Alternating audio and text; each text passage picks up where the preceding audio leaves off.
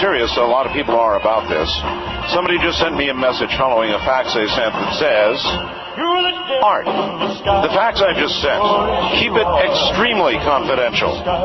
Please erase or block out my name and my friend's name right now, okay? I made a mistake in sending along the names with the fax. You're too hot for my name to be floating around there, especially about what's his name, okay?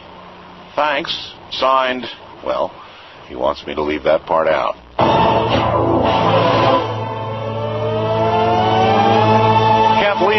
Kathleen Keating's book is The Final Warning, and we really do have a very good deal tonight for you as a result of this program. They have reduced the price of the book to $10.95 plus $5.95 shipping. You can get it by calling.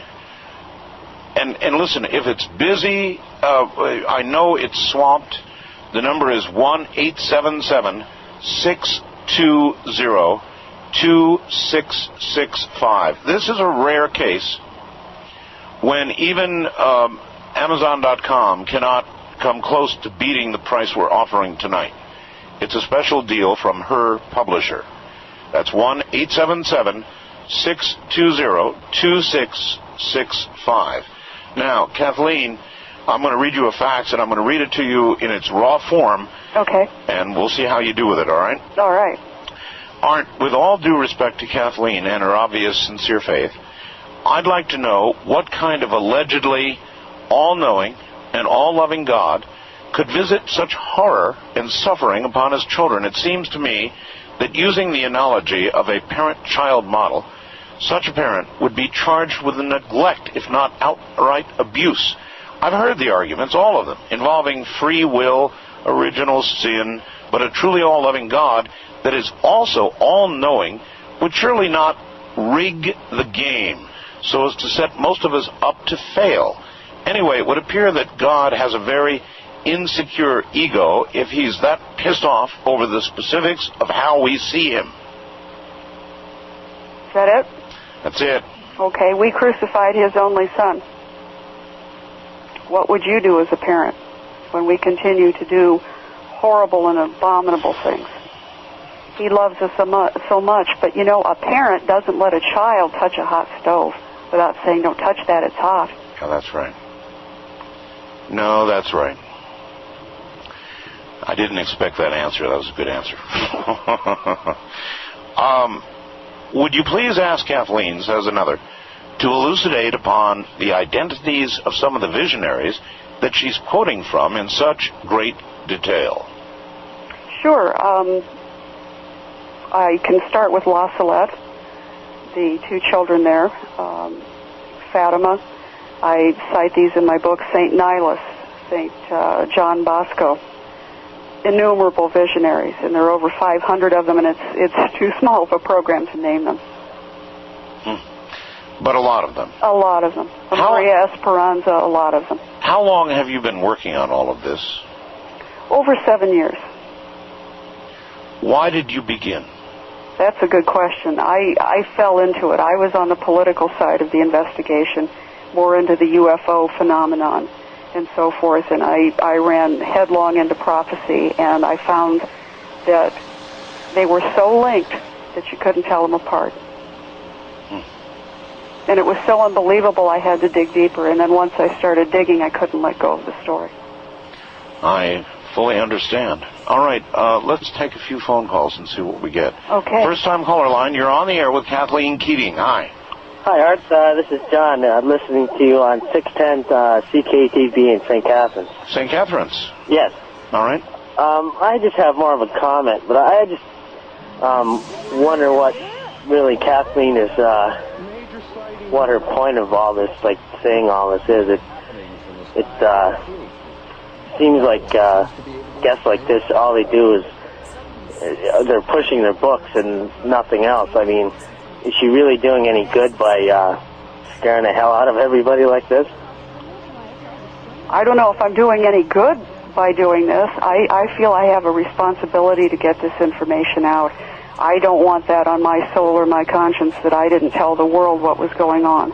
and to give them a chance. I've seen people, they've written me, coming back to the God and going to church and rediscovering what life is all about. So I don't know if that's good or bad. I do know that God wants everybody to know that this is going to happen. Okay, fair enough. All right? Yeah. Thank you very much for the call, and take care. That person is not prepared to receive this information, doesn't want to hear it. No, and I think you have to be somewhat open to it. If it doesn't touch you now, I know it's going to touch you soon.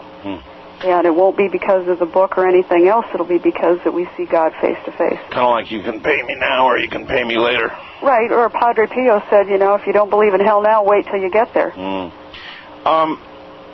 I talk a lot about ufology on this program. Uh-huh.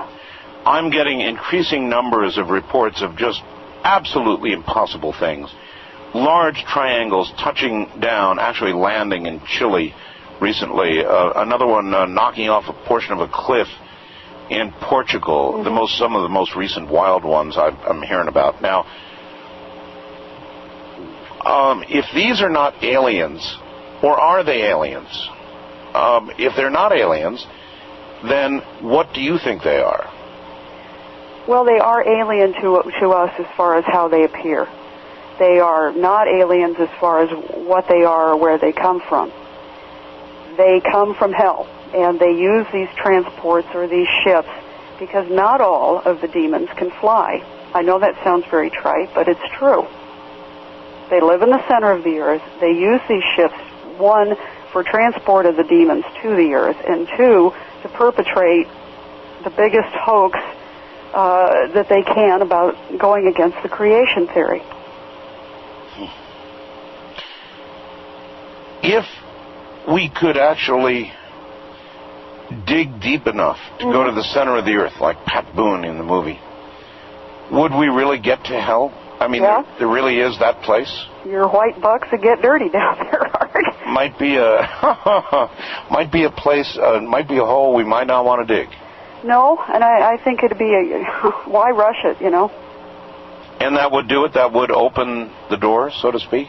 It could. I don't think anybody's going to get there. I think that they have security, but it'd be a marvelous try, wouldn't it? Maybe Richard ought to get a ship and go down instead of out into space.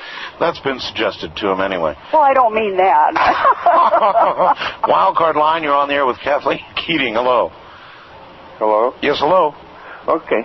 Yeah, first, before I give Kathleen my question, I'd like to thank you, Art, for helping me make it through a lot of midnight shifts in a steel mill. You're very welcome. And the first hour that I listened to you back here in Ohio is a replay of the night before. Oh, yes.